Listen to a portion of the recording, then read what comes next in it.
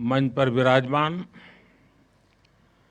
राष्ट्रीय स्वयंसेवक संघ के सरकार्यवाह माननीय दत्तात्रेय होसबोले जी, केंद्रीय मंत्री श्री गजेंद्र शेखावत जी, दिल्ली की लोकप्रिय मुख्यमंत्री रेखा गुप्ता जी, राष्ट्रीय स्वयंसेवक संघ के सभी स्वयंसेवक, अन्य सभी वरिष्ठ महानुभाव, देवी और सज्जनों, कल हमारे एक पुराने स्वयंसेवक और संघ के हर मोड़ पर कहीं न कहीं उनका स्थान रहा है, ऐसे विजय कुमार मल्होत्रा जी को हमने खो दिया। मैं सबसे पहले उनको आदरपूर्वक श्रद्धांजलि देता हूं। साथियों, आज महानवमी है। आज देवी सिद्धिदात्री का दिन है। मैं सभी देशवासियों को नवरात्रि की बधाई देता हूं। कल विजयादशमी का महापर्व है। अन्याय पर न्याय की जीत, असत्य पर सत्य की जीत, अंधकार पर प्रकाश की जीत। विजयादशमी भारतीय संस्कृति के इस विचार और विश्वास का कालजयी उद्घोष है।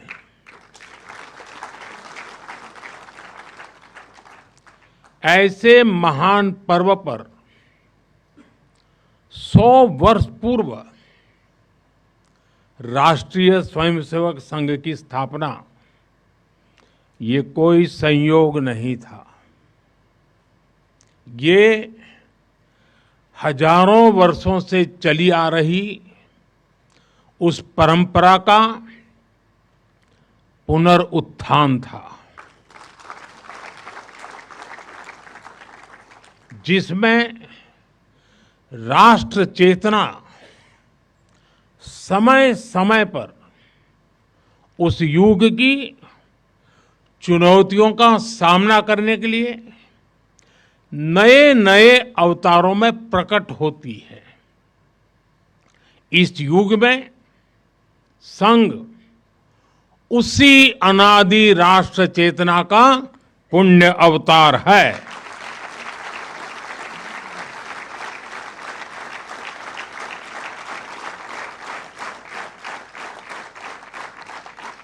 साथियों, यह हमारी पीढ़ी के स्वयंसेवकों का सौभाग्य है कि हमें संघ के शताब्दी वर्ष जैसा महान अवसर देखने को मिल रहा है। मैं आज इस अवसर पर राष्ट्र सेवा के संकल्प को समर्पित कोटि कोटि स्वयंसेवकों को शुभकामनाएं देता हूं, अभिनंदन करता हूं। मैं संघ के संस्थापक, हम सभी के आदर्श परम पूज्य डॉक्टर हेडगेवार जी के चरणों में श्रद्धांजलि अर्पित करता हूं। साथियों, संघ की 100 वर्ष की इस गौरवमयी यात्रा की स्मृति में आज भारत सरकार ने विशेष डाक टिकट और स्मृति सिक्के जारी किए हैं। 100 रुपये के सिक्के पर एक और राष्ट्रीय चिन्ह है और दूसरी ओर सिंह के साथ वरद मुद्रा में भारत माता की भव्य छवि और समर्पण भाव से उसे नमन करते स्वयंसेवक दिखाई देते हैं।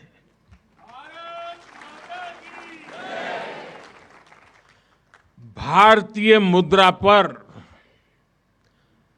भारत माता की तस्वीर संभवतः स्वतंत्र भारत के इतिहास में पहली बार ऐसा हुआ है।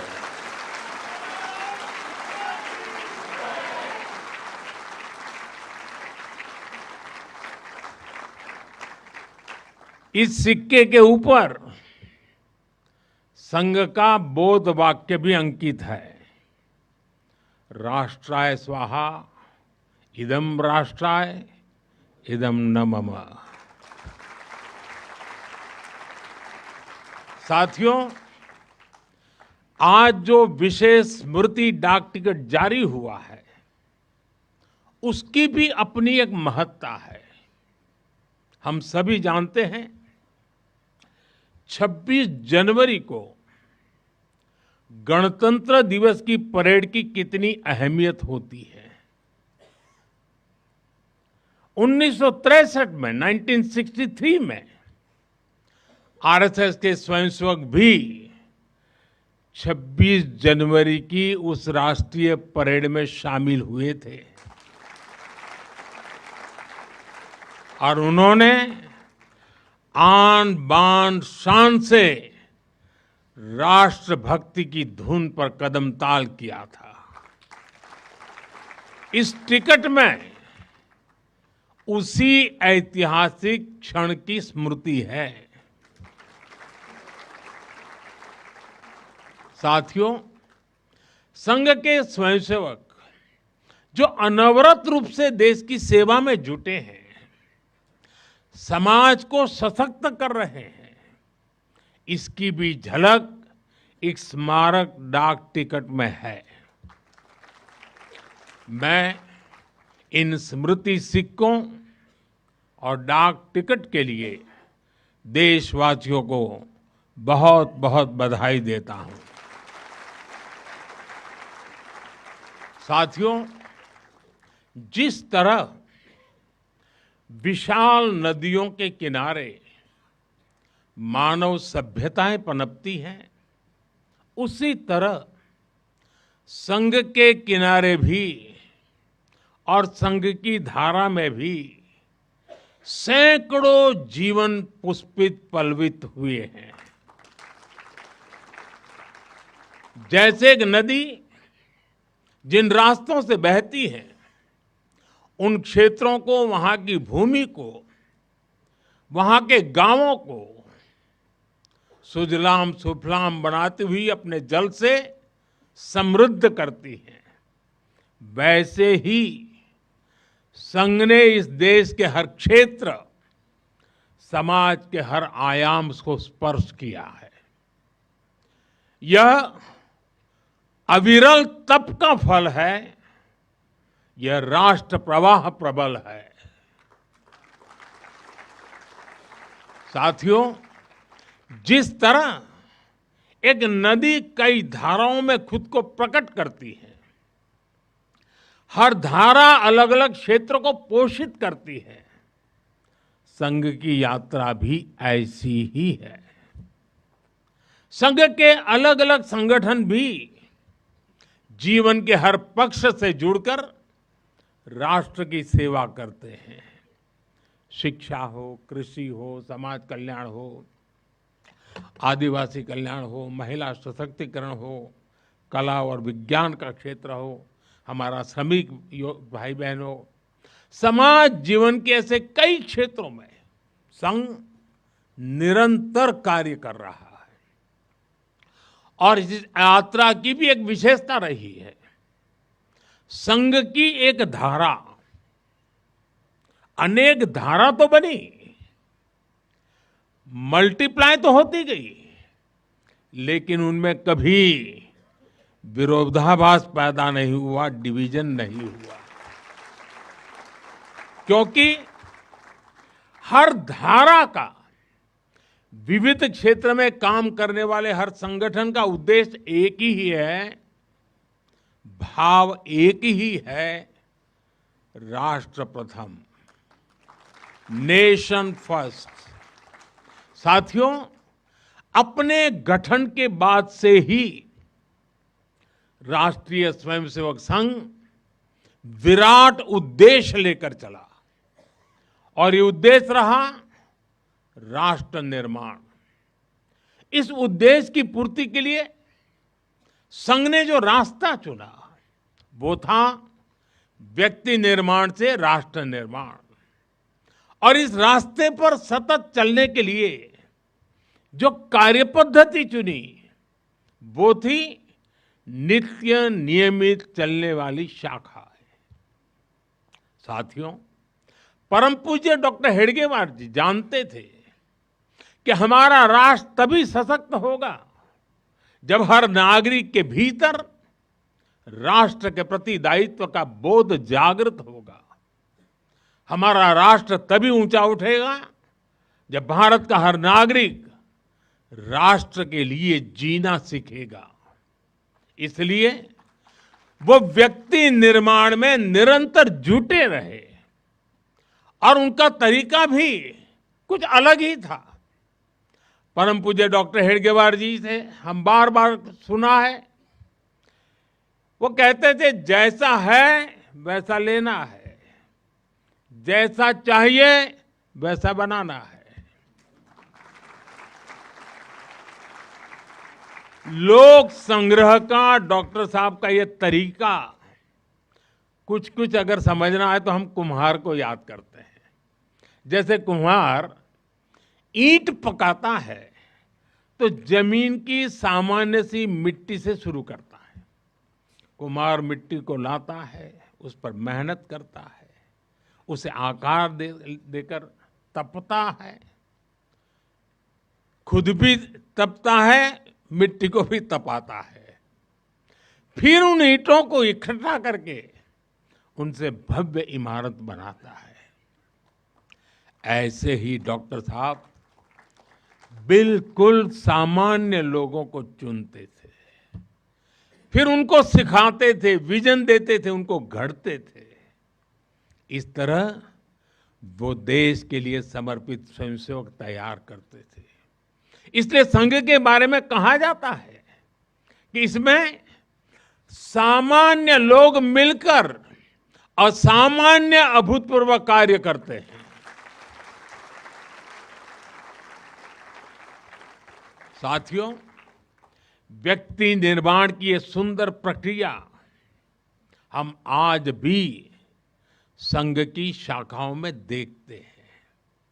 संघ शाखा का मैदान एक ऐसी प्रेरणा भूमि है जहां से स्वयं सेवक की अहम से वयम की यात्रा शुरू होती है।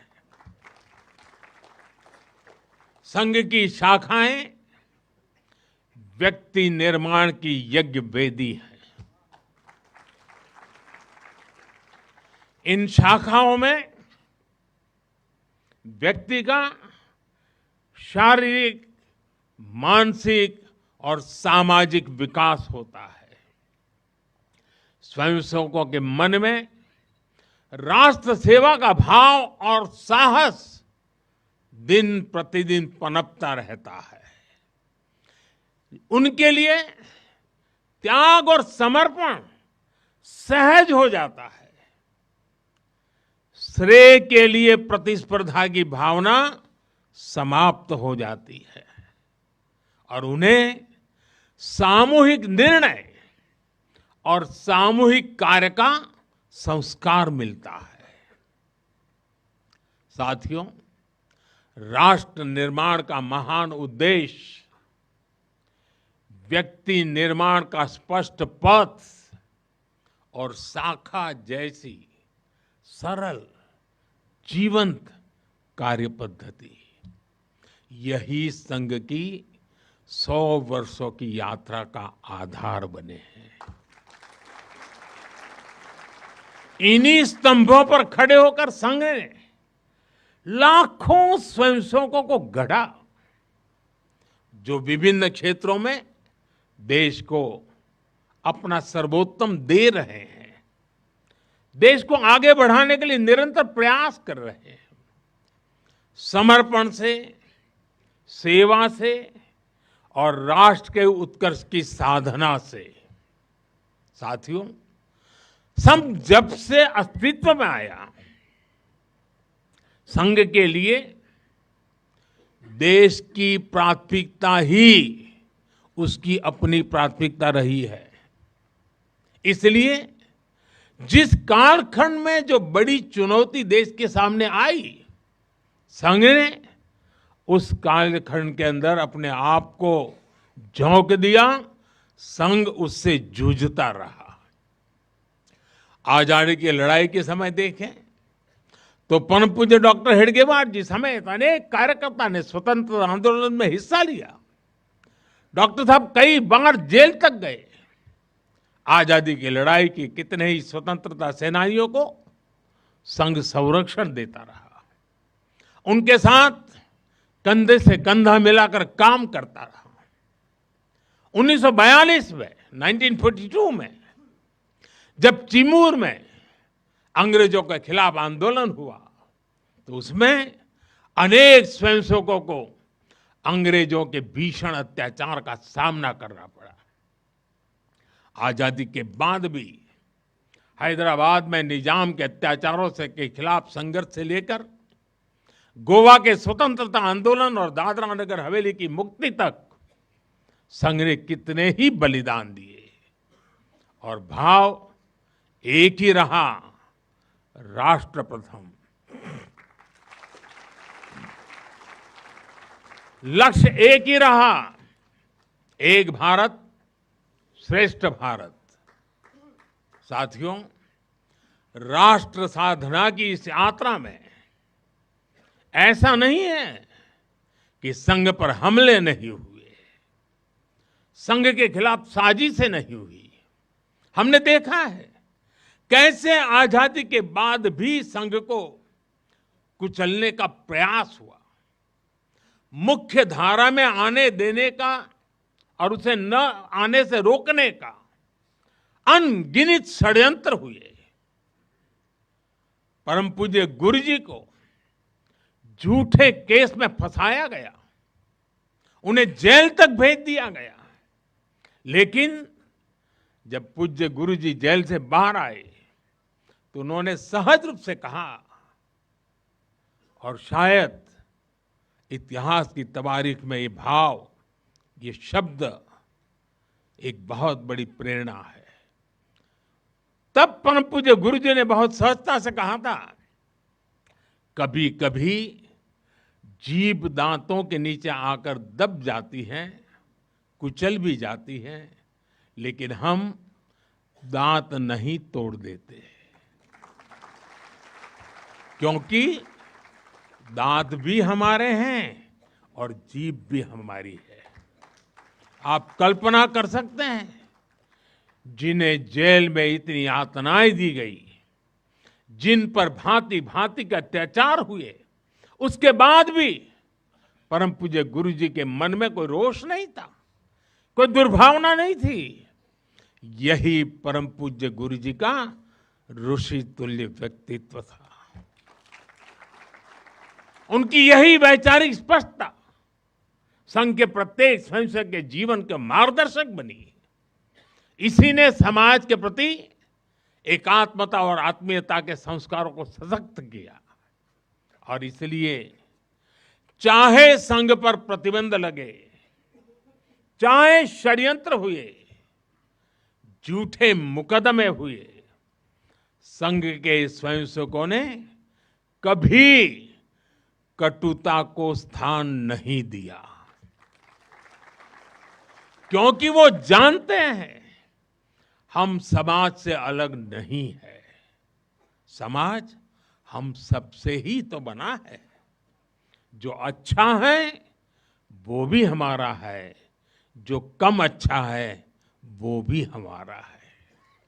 साथियों, और दूसरी बात, जिसने कभी कटुता को जन्म नहीं दिया, वो है प्रत्येक स्वयंसेवक का लोकतंत्र और संवैधानिक संस्थाओं में अडिग विश्वास। जब देश पर इमरजेंसी थोपी गई तो इसी एक विश्वास ने हर स्वयंसेवक को ताकत दी, उसे संघर्ष करने की क्षमता दी। इन्हीं दो मूल्यों समाज के साथ एकात्मता और संवैधानिक संस्थाओं के प्रति आस्था ने संघ के स्वयंसेवकों को हर संकट में स्थित प्रज्ञ बना के रखा, समाज के प्रति संवेदनशील बनाए रखा। इसलिए समाज के अनेक थपेड़े झेलते हुए भी संघ आज तक विराट वट वृक्ष की तरह अडिग खड़ा है। देश और समाज की सेवा में निरंतर कार्य कर रहा है। अभी यहां हमारे एक स्वयंसेवक ने इतनी सुंदर प्रस्तुति दी, शून्य से एक शतक बने, शून्य से एक शतक बने, अंक की मन भावना, भारती की जय विजय हो, ले हृदय में प्रेरणा, कर रहे हम साधना, मातृभू आराधना। और उस गीत का संदेश था, हमने देश को ही देव माना है और हमने देह को ही दीप बना करके जलने का सीखा है। वाकई ये अद्भुत था। साथियों, प्रारंभ से संघ राष्ट्रभक्ति और सेवा का पर्याय रहा है। जब विभाजन की पीड़ा ने लाखों परिवारों को बेघर कर दिया, तब स्वयंसेवकों ने शरणार्थियों की सेवा की। संघ के स्वयंसेवक अपने सीमित संसाधनों के साथ सबसे आगे खड़े थे। यह केवल राहत नहीं था, यह राष्ट्र की आत्मा को संबल देने का कार्य था। साथियों, 1956 में 1956 में गुजरात के कच्छ के अंजार में बहुत बड़ा भूकंप आया था। तबाही इतनी बड़ी थी, चारों ओर विनाश का दृश्य था। उस समय भी संघ के स्वयंसेवक राहत और बचाव में जुटे थे। तब परम पूज्य गुरु जी ने गुजरात के वरिष्ठ संघ के प्रचारक वकील साहब को, जो समय गुजरात का कार्य संभालते थे, उन्हें एक पत्र लिखा था। उन्होंने लिखा था, किसी दूसरे के दुख को दूर करने के लिए निस्वार्थ भाव से खुद कष्ट उठाना एक श्रेष्ठ हृदय का परिचायक है। साथियों, खुद कष्ट उठाकर दूसरों के दुख हरना, ये हर स्वयंसेवक की पहचान है। याद करिए 1962 के युद्ध का वो समय, संघ के स्वयंसेवकों ने दिन रात खड़े रहकर सेना की मदद की, उनका हौसला बढ़ाया, सीमा पर बसे गांवों में मदद पहुंचाई। 1971 में लाखों शरणार्थी पूर्वी पाकिस्तान से भारत की धरती पर आए। उनके पास न घर था न साधन। उस कठिन घड़ी में स्वयंसेवकों ने उनके लिए अन्न जुटाया, आश्रय दिया, स्वास्थ्य सेवाएं पहुंचाई, उनके आंसुओं को पहुंचा, उनकी पीड़ा को साझा किया। साथियों, एक बार, और हम जानते हैं 1984 सिखों के खिलाफ जो कत्लेआम चलाया गया था, अनेक सिख परिवार संघ के स्वयंसेवकों के घरों में आकर के आश्रय ले रहे थे। यह स्वयंसेवकों का स्वभाव रहा है। साथियों, एक बार पूर्व राष्ट्रपति डॉक्टर एपीजे अब्दुल कलाम चित्रकूट गए थे। वहां उन्होंने नानाजी देशमुख जिस कार्य को कर रहे थे, उस आश्रम स्थान को देखा था, वहां के सेवा कार्य देखे, वो हैरान रह गए थे। उसी प्रकार से पूर्व राष्ट्रपति प्रणब मुखर्जी भी जब नागपुर गए तो वो भी संघ के अनुशासन, संघ की सादगी, उसको देखकर बहुत प्रभावित हुए थे। साथियों, आज भी आप देखें, पंजाब की बाढ़, हिमाचल उत्तराखंड की आपदा, केरल के वायनाड की त्रासदी, हर जगह स्वयंसेवक सबसे पहले पहुंचने वालों में से एक रहते हैं।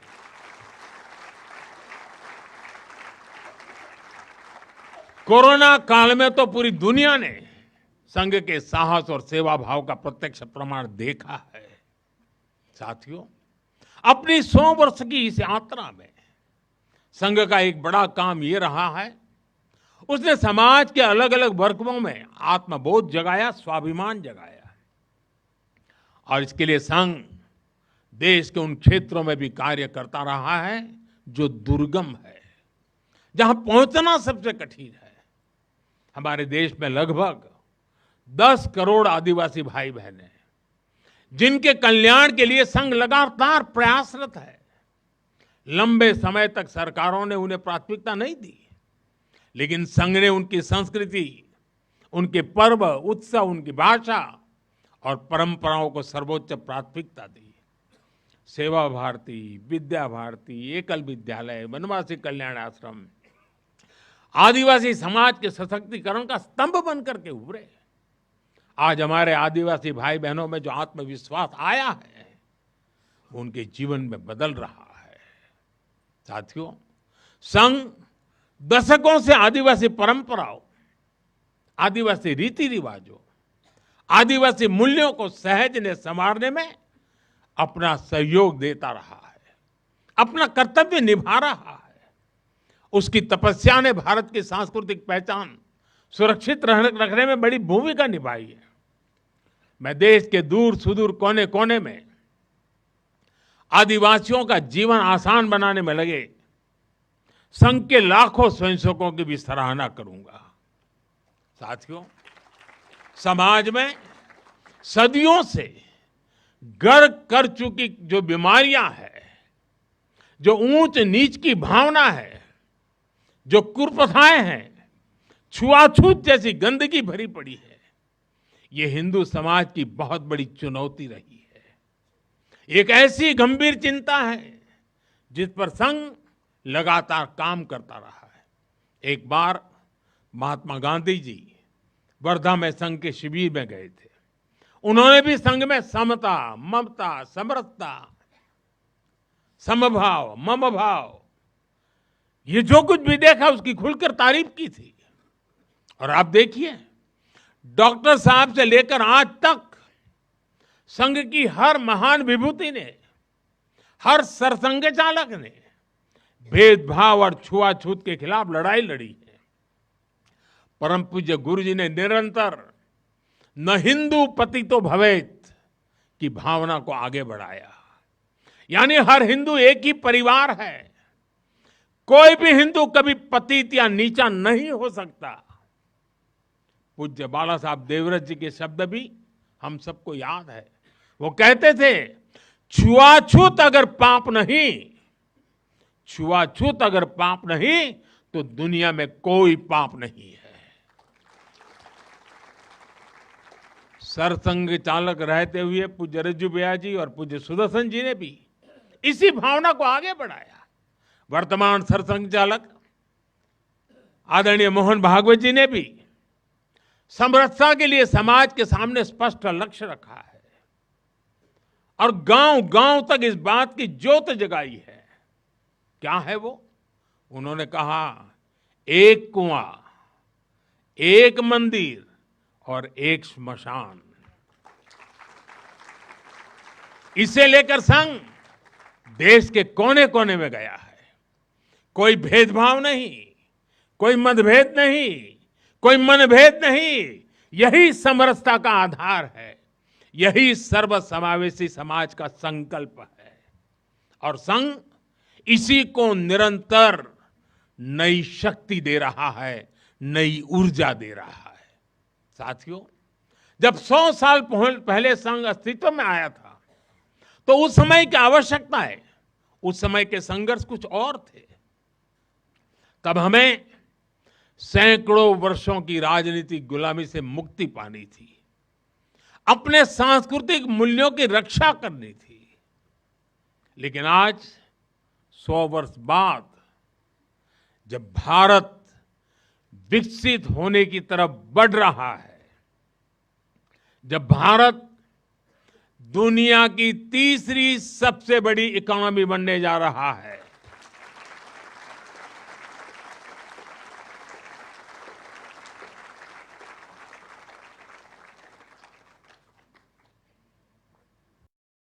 जब देश और देश का बहुत बड़ा गरीब वर्ग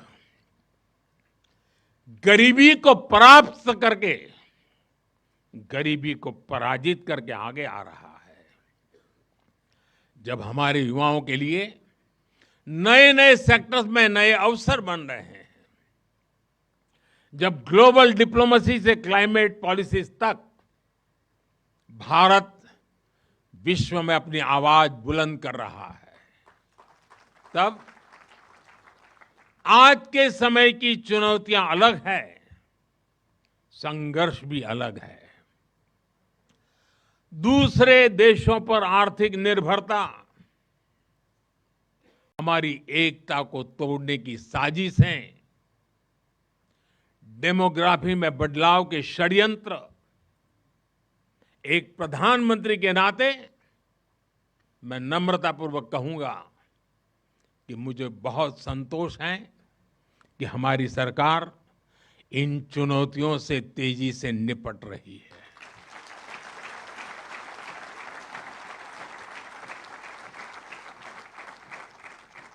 वहीं एक स्वयंसेवक के नाते मुझे ये भी खुशी है कि राष्ट्रीय स्वयंसेवक संघ ने न केवल इन चुनौतियों को पहचान की है, बल्कि इन चुनौतियों से निपटने के लिए ठोस रोड मैप भी बनाया है।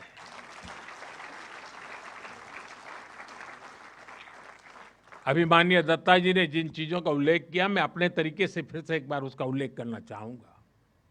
साथियों, संघ के पंच परिवर्तन, स्वबोध, सामाजिक समरसता, कुटुंब प्रबोधन, नागरिक शिष्टाचार और पर्यावरण, ये संकल्प हर स्वयंसेवक के लिए देश के समक्ष उपस्थित चुनौतियों को परास्त करने की बहुत बड़ी प्रेरणा है। साथियों, स्वबोध यानी स्वयं का बोध, स्वबोध यानी गुलामी की मानसिकता से मुक्त होकर अपनी विरासत पर गर्व करना, स्वभाषा पर गर्व करना। स्वबोध यानी स्वदेशी, आत्मनिर्भर होना। और मेरे देशवासियों, ये बात समझ के चलिए, आत्मनिर्भर ये विकल्प के तौर पर नहीं है, ये अनिवार्यता के रूप में है।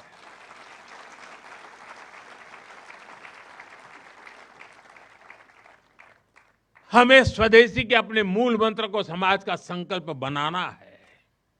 हमें वोकल फॉर लोकल के अभियान को उतनी सफलता के लिए वोकल फॉर लोकल ये हमारा निरंतर एक नई ऊर्जा प्रदान करने वाला घोषवाक्य होना चाहिए, प्रयास होना चाहिए। साथियों, संघ ने सामाजिक समरसता को हमेशा अपनी प्राथमिकता बनाए रखा है। सामाजिक समरसता यानी वंचित को वरीयता देकर सामाजिक न्याय की स्थापना करना, देश की एकता को बढ़ाना। आज राष्ट्र के सामने ऐसे संकट खड़े हो रहे हैं जो हमारी एकता, हमारी संस्कृति और हमारी सुरक्षा पर सीधा प्रहार कर रहे हैं। अलगाववादी सोच, क्षेत्रवाद, कभी जाति, कभी भाषा को लेकर विवाद, कभी बाहरी शक्तियों द्वारा भड़काई गई विभाजनकारी प्रवृत्तियां, ये सब अनगिनत चुनौतियां हमारे सामने खड़ी है। भारत की आत्मा हमेशा विविधता में एकता ही रही है। अगर इस सूत्र को तोड़ा गया तो भारत की शक्ति भी कमजोर होगी, और इसलिए हमें इस सूत्र को निरंतर जीना है, उसे मजबूती देनी है। साथियों, सामाजिक समरसता को आज डेमोग्राफी में बदलाव के षड्यंत्र से, घुसपैठियों से भी बड़ी चुनौती मिल रही है। यह हमारी आंतरिक सुरक्षा और भविष्य की शांति से भी जुड़ा हुआ प्रश्न है। और इसलिए मैंने लाल किले से डेमोग्राफी मिशन की घोषणा की है। हमें इस चुनौती से सतर्क रहना है, इसका डटकर मुकाबला करना है। साथियों, कुटुंब प्रबोधन, आज समय की मांग है। जो समाज शास्त्र के सदियों से चली आई पंडितों की भाषा है, उनका कहना है, हजारों साल तक भारत के जीवन में जो प्राण शक्ति रही है, उसके अंदर एक कारण उसकी परिवार संस्था है। भारतीय समाज व्यवस्था की सबसे मजबूत इकाई अगर कोई है तो भारतीय समाज में पनपी हुई एक मजबूत परिवार व्यवस्था है। कुटुंब प्रबोधन यानी उस परिवार संस्कृति का पोषण जो भारतीय सभ्यता का आधार है, जो भारतीय संस्कृति से प्रेरित है, जो जड़ों से जुड़े हैं। परिवार के मूल्य, बुजुर्गों का सम्मान, नारी शक्ति का आदर, नौजवानों में संस्कार, अपने परिवार के प्रति दायित्व को निभाना, उसे समझना, उस दिशा में परिवार को, समाज को जागरूक करना बहुत ही आवश्यक है। साथियों, अलग अलग कालखंड में जो भी देश आगे बढ़ा, उसमें नागरिक शिष्टाचार की बहुत बड़ी भूमिका रही है। नागरिक शिष्टाचार अर्थात कर्तव्य की भावना, नागरिक कर्तव्य का बोध हर देशवासी में हो। स्वच्छता को बढ़ावा, देश की संपत्ति का सम्मान, नियमों और कानूनों का सम्मान, हमें इसे लेकर आगे बढ़ना है। हमारे संविधान की भावना है नागरिक अपने कर्तव्यों का पालन करे। हमें संविधान की इसी भावना को निरंतर सशक्त करना है। साथियों, पर्यावरण की रक्षा वर्तमान और आने वाली पीढ़ियों के लिए बहुत जरूरी है। ये पूरी मानवता के भविष्य से जुड़ा है। हमें इकोनॉमी के साथ ही इकोलॉजी की भी चिंता करनी है। जल संरक्षण, ग्रीन एनर्जी, क्लीन एनर्जी, ये सारे अभियान इसी दिशा में है। साथियों, संघ के ये पंच परिवर्तन, ये वो साधन है जो देश का सामर्थ्य बढ़ाएंगे, जो देश को विभिन्न चुनौतियों से निपटने में मदद करेंगे, जो 2047 तक विकसित भारत के निर्माण का आधार होंगे।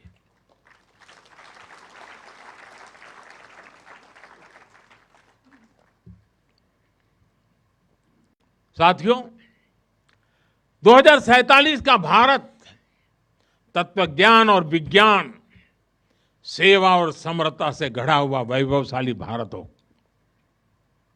यही संघ की दृष्टि है, यही हम सब स्वयंसेवकों की साधना है और यही हमारा संकल्प है। साथियों, हमें हमेशा हमेशा याद रखना है, संघ बना है राष्ट्र के प्रति अटूट आस्था से। संघ चला है राष्ट्र के प्रति अगाध सेवा के भाव से।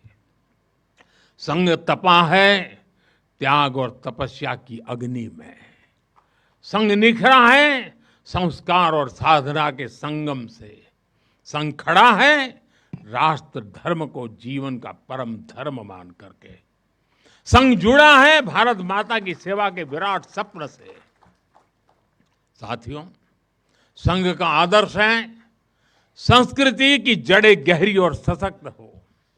संघ का प्रयास है समाज में आत्मविश्वास और आत्मगौरव हो। संघ का लक्ष्य है हर हृदय में जन सेवा की ज्योति प्रज्वलित हो। संघ का दृष्टिकोण है भारतीय समाज सामाजिक न्याय का प्रतीक बने। संघ का ध्येय है विश्व मंच पर भारत की वाणी और भी प्रभावी बने। संघ का संकल्प है भारत का भविष्य सुरक्षित और उज्जवल बने। मैं एक बार फिर आप सभी को इस ऐतिहासिक अवसर की बधाई देता हूं। कल विजयादशमी का पावन पर्व है। हम सबके जीवन में विजयादशमी का एक विशेष महत्व है। मैं उसके लिए भी आप सबको शुभकामनाएं देते हुए मेरी वाणी को विराम देता हूं। बहुत बहुत धन्यवाद।